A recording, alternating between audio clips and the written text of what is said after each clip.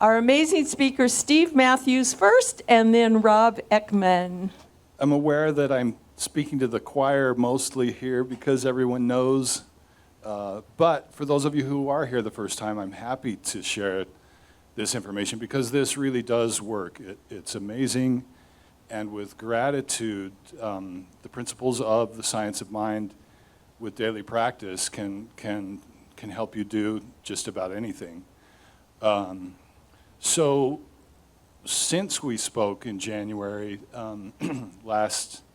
we closed on the building on the 31st of January, and then we had about 3 months process in tearing out an old drop ceiling. It was a bank that was built in 1914 that was this really glamorous. They spent a lot of money on it.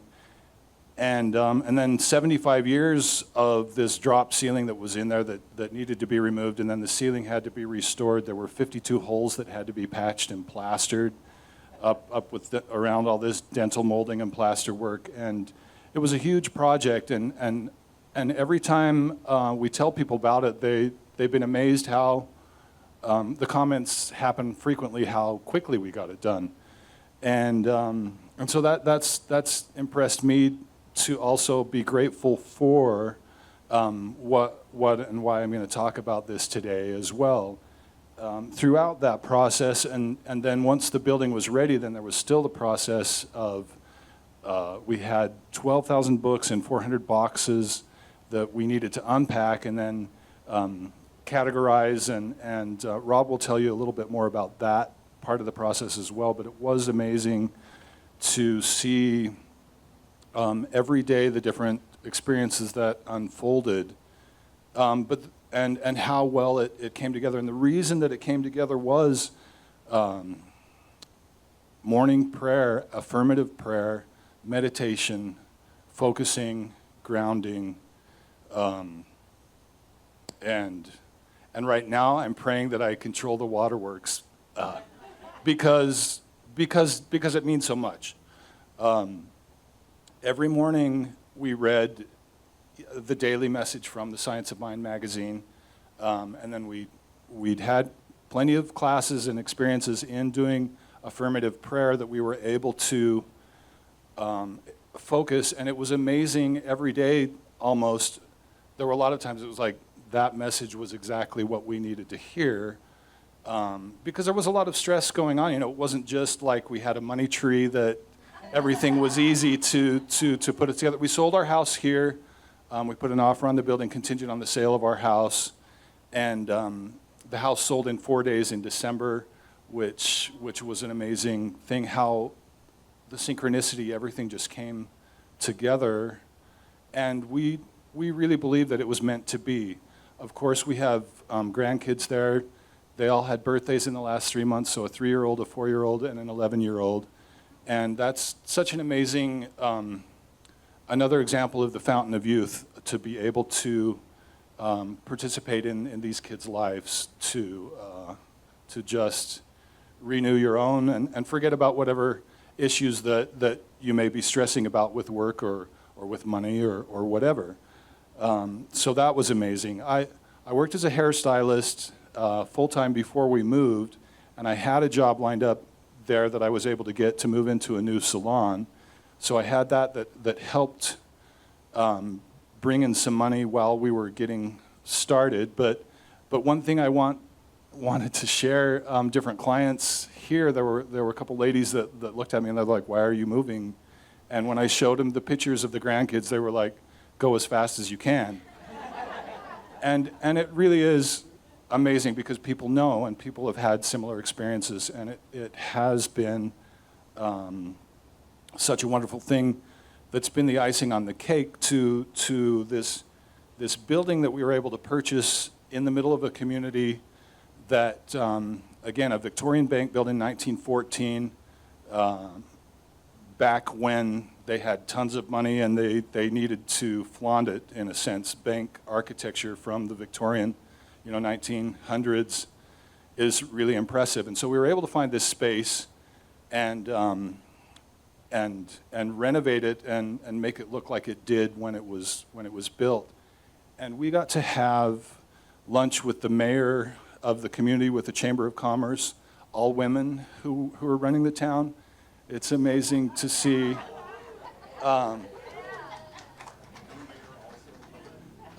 new mayor is also a woman there, and it is incredible to see, but to have that experience, we were lucky because of social media, because people on Main Street there are really, people have said it's almost like a Hallmark movie, because the way everything has happened in the synchronistic fashion that it did, and people would post on Facebook, we're so excited that we get a bookstore.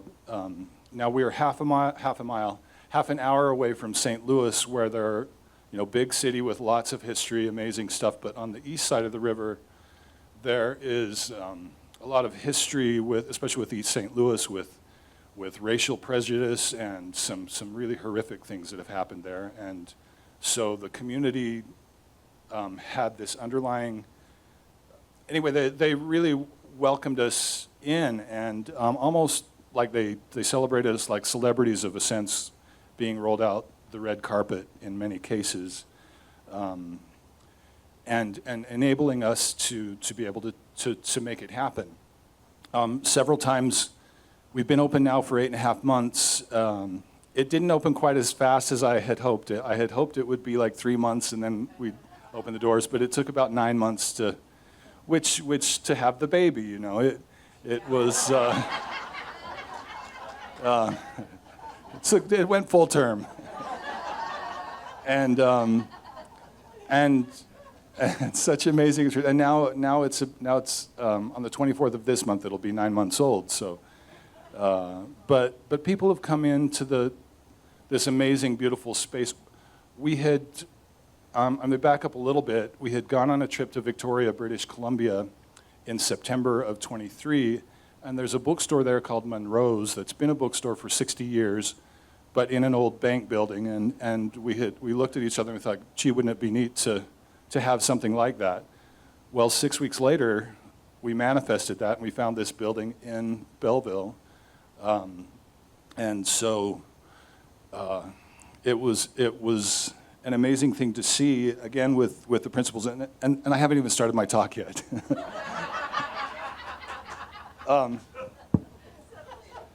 So yeah, people come into the bookstore and just say thank you. I mean, several times, because there, and Rob can talk more about book deserts. There are communities that don't have community bookstores, and it is that third place, like coffee shops or the pub. Belleville is such an amazing example to me of a community. It doesn't matter what religion you are, everybody comes to, they have parades like every other month. We just had a Shriners parade on Friday night, and such an amazing experience. Again, the Hallmark movie, it's like this community that, I mean, the political campaign just happened, and they got a new mayor, and there were some things that were said in the politics that I was like, okay, that's not a Hallmark movie. But I digress. So back to how the Center for Spiritual Living helped us to get through this experience. So many unknown things, because neither of us had owned our own bookstore before. We were in a new community. And each time, we would have affirmative prayers that specifically the things that needed to happen that day would happen, and we would accomplish, and they did, and it was incredible to see the different things that we were able to experience, and with gratitude, I am so grateful for that. So again, my talk today is on affirmative prayer and meditation. And I've got information both about things that Ernest Holmes had said, Mary Baker Eddy, as well as Deepak Chopra. And the last time that we talked, this was the class, the Deepak Chopra seven spiritual laws of success. 7 laws of spiritual success. I guess it could go either way. But particularly,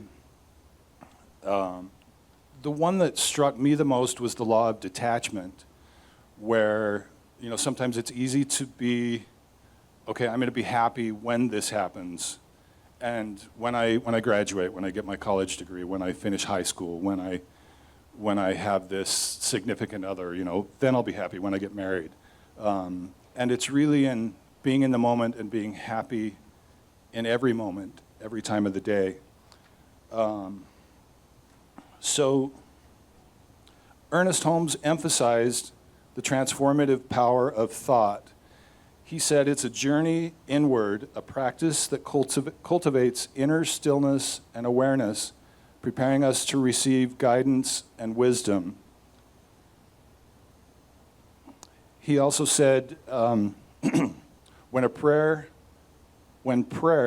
removes distrust and doubt and enters into the field of mental certainty, it becomes faith, and the universe is built on faith.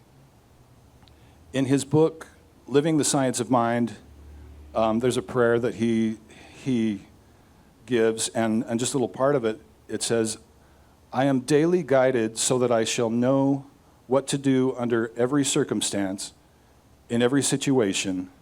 Divine intelligence guides me in love, in joy, and in complete self-expression. Desiring that the law of good alone shall control me, I bless and prosper everything I am doing. I multiply every activity. I accept and expect happiness and complete success, which is pretty amazing. Meditation as a companion to prayer provides the fertile ground for growth.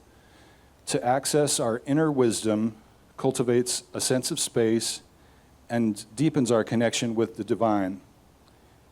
It also helps in spiritual healing and personal transformation. It is interesting. It's been a little over 10 years that I first came to this community, and I had been raised of the local Utah faith and had a certain preconceived mindset of what the definition of God was and what that meant. And so then I had sort of done a pendulum swung against religion and spirituality and felt that I wasn't saying I was better than that, but I wasn't accepting that as something that I needed. And at the same time, people would use the word God from the podium, and I think it might have been Linda at one time. Well, Linda said several different talks that resonate, but particularly just that redefinition of what God means. And so in this moment and in this space, there is this one God that's alive in everything, and in every plant and tree and every person in this room. And we can feel that, and it's amazing. So by being able to focus into these energies, into this morning meditation, I'm still not good about getting up and exercising, but getting up and meditating is so helpful in. Rob's better at it than I am. So helpful in just focusing and grounding our minds so that we're not worried about what needs to happen every day, or each day with specific things that we're worried about. Meditation as a companion to prayer provides the fertile ground for growth. It allows us to access our inner wisdom, cultivate a sense of peace, and deepen our connection with the divine. I realize I just read that twice, but it makes so much sense. Ernest Holmes talked a lot about the importance of self-belief, and by cultivating a positive mindset and aligning our thoughts with our desired outcomes, we can manifest the life of joy. We can manifest those specific things that we want to happen. In our example, we manifested the bookstore, and it did come together, and it was amazing to feel that sense of the American dream, which I had given up on. I thought I was going to be working for someone else the rest of my life. But it's interesting how when when we position ourselves a certain way, things happen that are meant for us to experience. Prayer and meditation are not just spiritual practices. They are transformative tools that can unlock our full potential by cultivating a calm and focused mind through meditation and engaging in prayer. We can experience that manifestation of what we want in our lives. I want to touch just a little bit on Deepak Chopra's law of intention and desire and law of detachment. So I mentioned already about law of detachment. Law of intention and desire is setting clear and focused intentions. And as with affirmative prayer, we are affirming it as it's already ours, as we're already experiencing it. We are actively envisioning, as we're pursuing our goals, staying in the present process, and then the outcome will create that strong intention. As Deepak Chopra said, it activates the field of intimate correlation, which helps to manifest our desires. The law of detachment, then, is releasing attachment to the outcome of your intentions and trusting in the universal process, letting go of fear and anxiety about whether your intentions will be filled, and embracing the present moment. There were different times as we had this amazing building we were trying to purchase, and then there was the waiting time after we had put our offer in to see whether it would be accepted, and then the waiting time in between when that happened and when it actually closed. And going through those days, it really helped to just focus with the meditation and prayer to be like, okay, I'm not going to worry about what may happen. I'm going to think about what I want to happen, and then focus on those things that are important. I want to be sure that I don't sit down and think, oh gosh, I wish I would have said. But it really has been an amazing experience, and I do indeed bury my testimony. Bear my testimony of it. I mean, I don't want to be crowd or crass, but this shit is real. And I'm so grateful. And I'm so grateful to be able to come back to this community and see all these faces, because it feels like it was just a week ago, and it really has been a year and a half.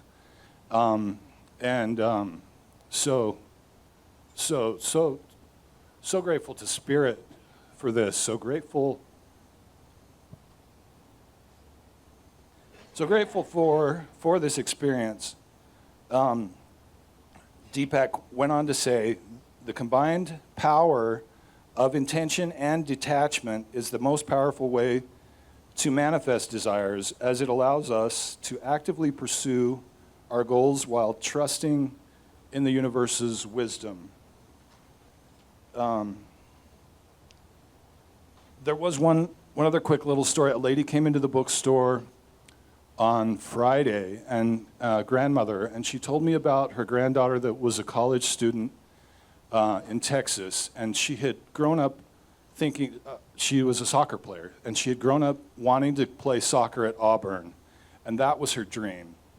And she even had like a partial scholarship that she could go and play soccer, and so she was all excited, had been waiting for this, and then it came to her attention that the soccer coach that she had started a relationship with left, and they had a new soccer coach that came in, and then she became aware that the new soccer coach had a group of girls that she had already worked with, and so there was the question of if she would not be able to have the experience that she had hoped.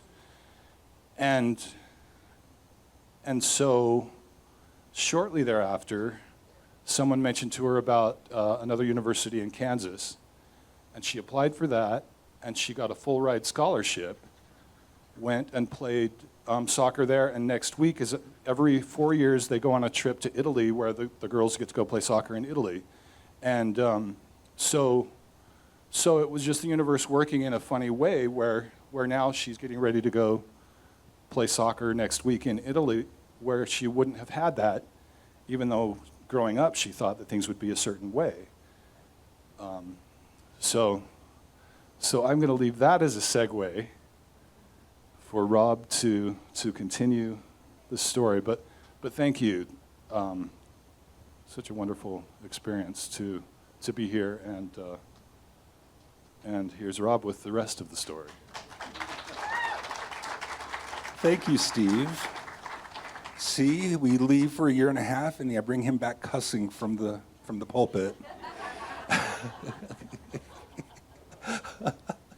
You never fail to amaze me. Thank you. And thank you all. Hi, it is so great to be back here. And this morning's service so far has been amazing. I like the changes in the service. I like the energy here, and the music was amazing. Thank you. And thank you for asking us to speak. Talking about having to realize when I have no control over something, right? And so bringing my energy back down. Good tidings and greetings from Southern Illinois. 3 nearly perfect grandchildren, but so much more. We have bunny rabbits hopping across the lawns.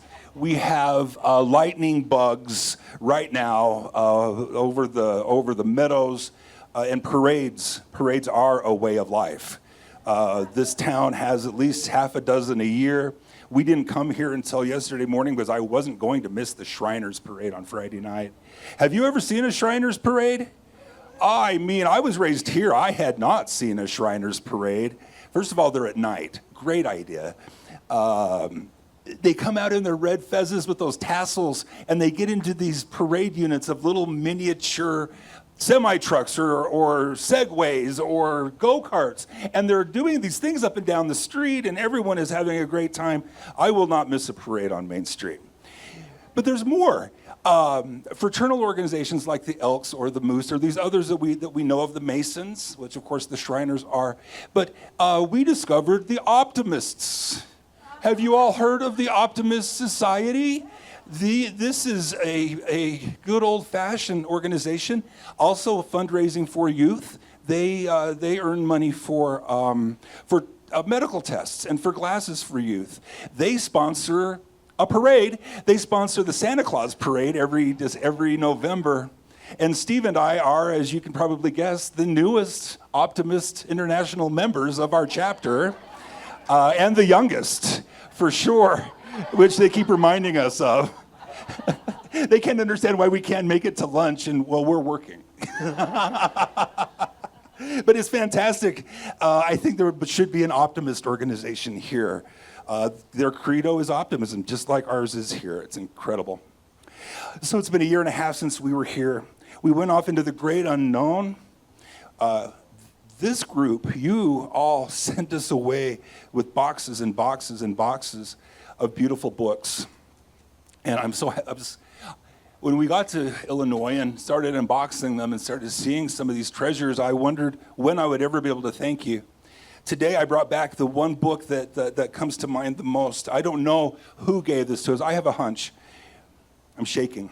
But in one of the books was a homemade book, or one of the boxes was a homemade book. This is the Kabbalion, which is an ancient Hermetic Egyptian text, very old knowledge. And somebody took a real book to a Xerox machine, copied every page, cut them out, taped them to cards, hole punched it, and tied it with a shoelace. Full of notes. This is a spiritual text if ever there was one, and I can't put a price on it, so I'm never selling it. It's staying with Steve and I forever.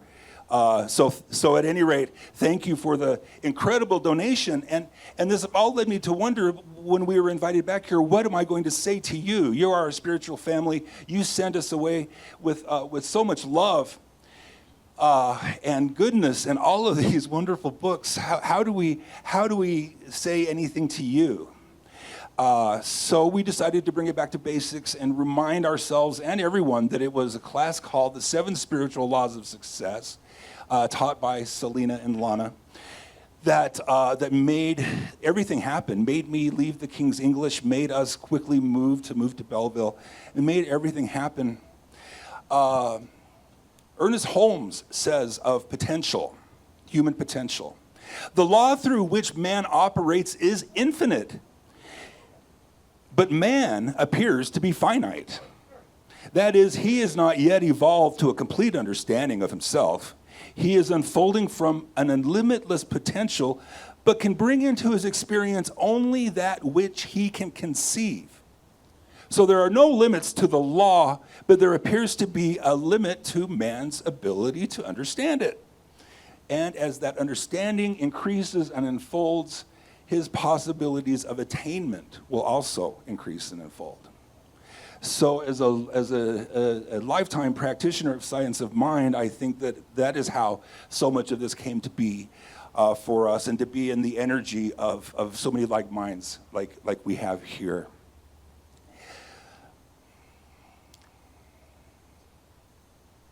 Since moving to Illinois, our access to spiritual community has changed. The Center for Spiritual Living in St. Louis is 45 minutes away. The bookstore is open 7 days a week. We are blessed with a staff that watches it, that we can trust, watches it, and is about as enthusiastic as we are about selling books.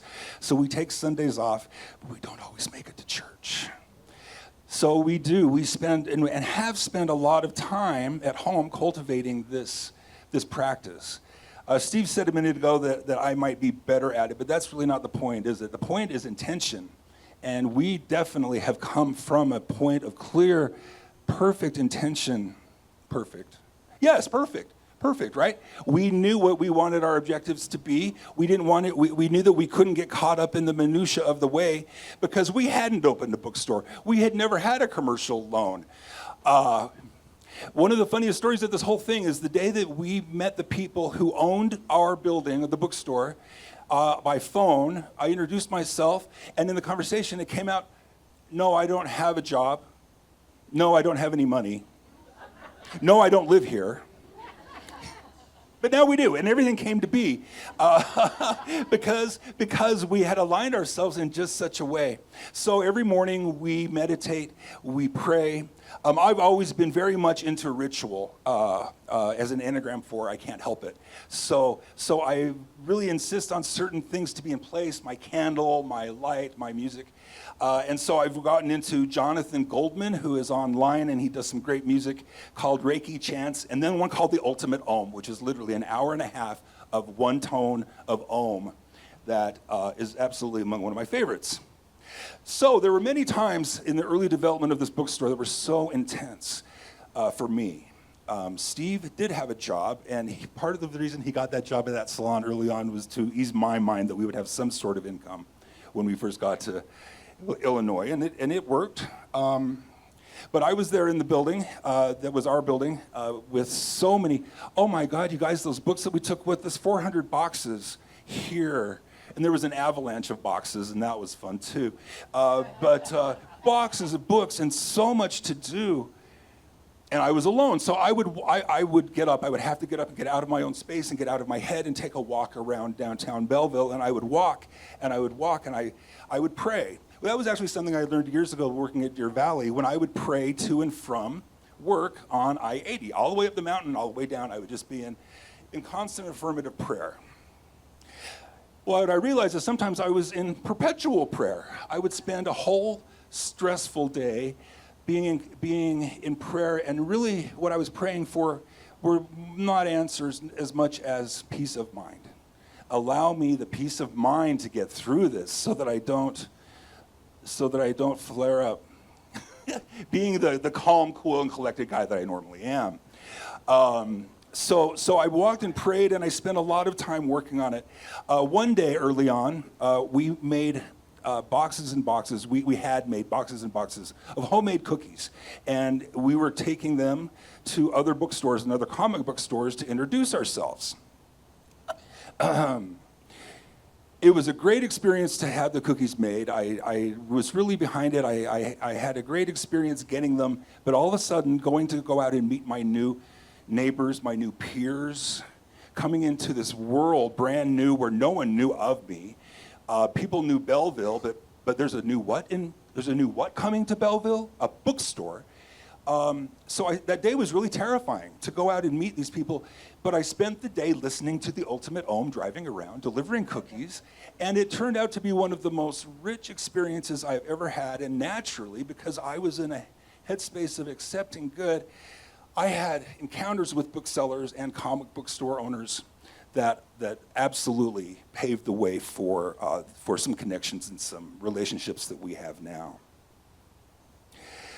I mow the lawn with a prayer in my heart. I pick up pennies. Who here picks up pennies? And every time I pick up a penny, I say a prayer. And I pick them up whether they're heads down or heads up. I don't care. But my point is simply that what I'm doing and what we did is exactly what everyone has the potential to do.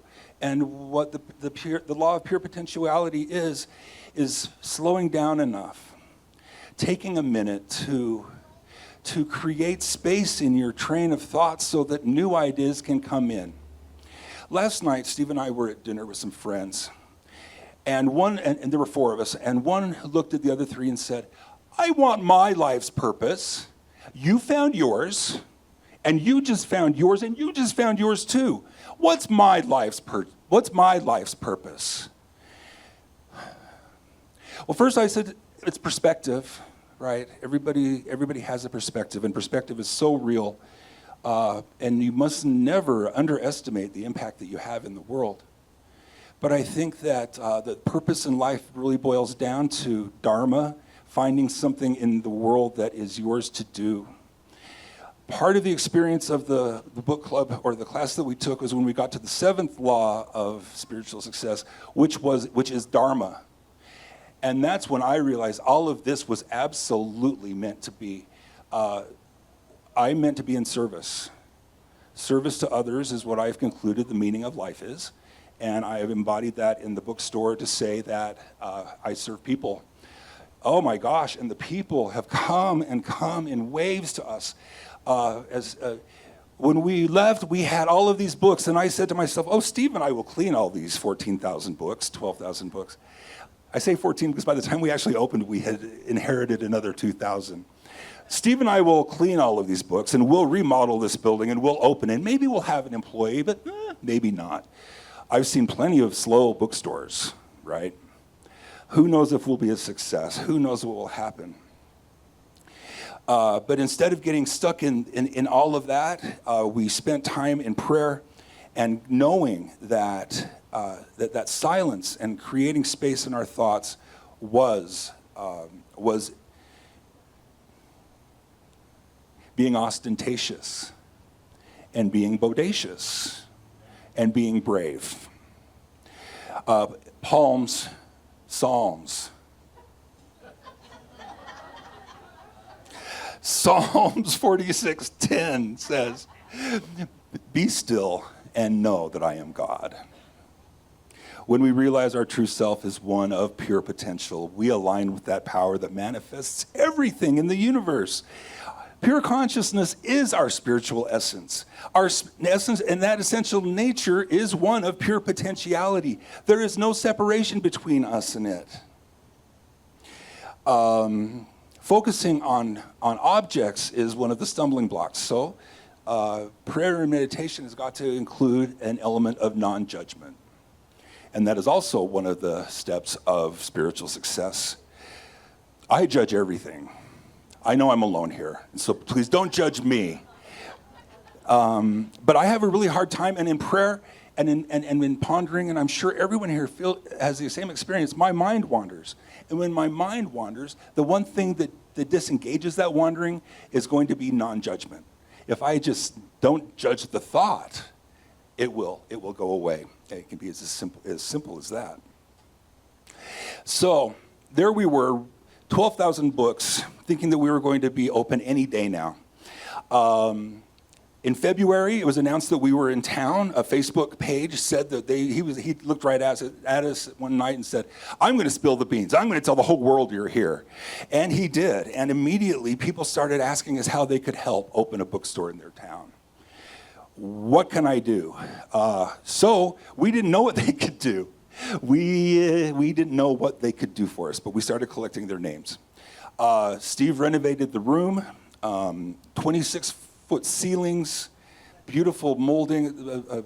It's just an incredible space. In May, the bookcases arrived. And then we knew what to do with these people. We invited them in to help us clean these 12,000, 14,000 books. We did not schedule them. We invited them to come anytime, Wednesdays through Sundays from 10 to 3. And some days we had a dozen people there at a time. They came in waves. We had teachers, we had retirees, we had high school honor students from two high schools, mothers and daughters and husbands and sons, men and women of all shapes and sizes, queer, straight, and handicapped. And in all, these 40 people gave us more than 600 hours of service. 600 hours of service. So once again, we thought, now that this is done, we will let them all go. All of our volunteer friends, and who of course have become some of our greatest customers. But we realized that we had something huge on our hands. The question was not whether we were going to succeed, but how we were going to form that success, because it was clear that we were going to make an impact where we were. So we hired a few of them. This is great.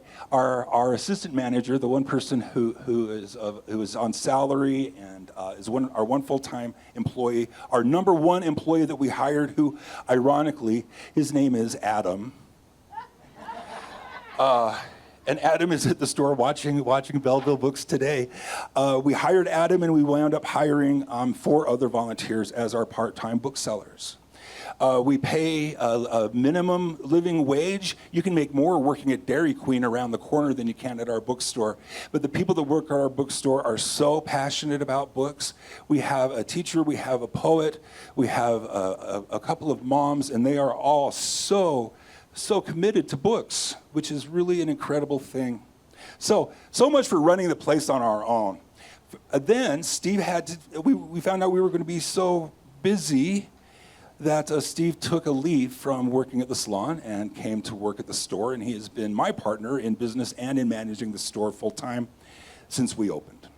That was also a great big financial challenge, but we didn't let it be, and it has manifested itself as being just fine.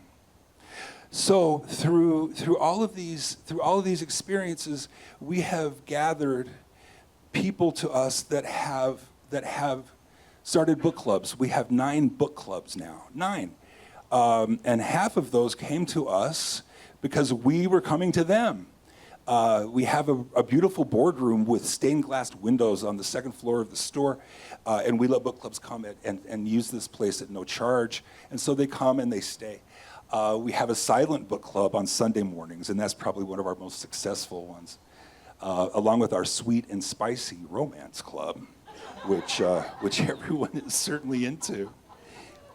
But the real message that we wanted to share here is one of pure potentiality, that what we did is an incredible story, and I'll never forget any of it. But the fact of the matter is that we have, all of us have potential to be exactly what it is. So this friend said last night, "What is my life's purpose?" And I said, have perspective, but to find something that it is that you really love, and not to underestimate yourself.